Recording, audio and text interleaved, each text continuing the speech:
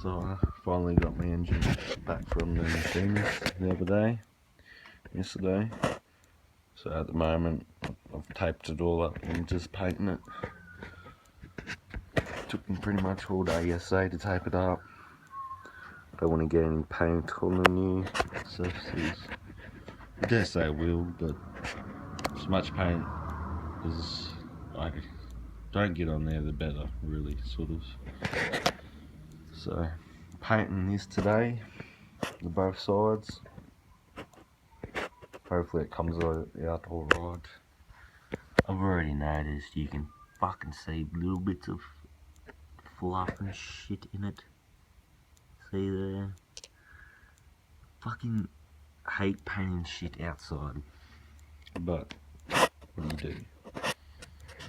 So,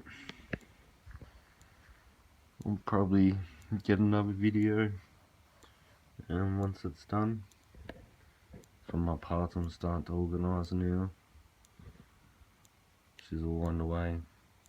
I'm hoping by, I don't know, Christmas time should be done.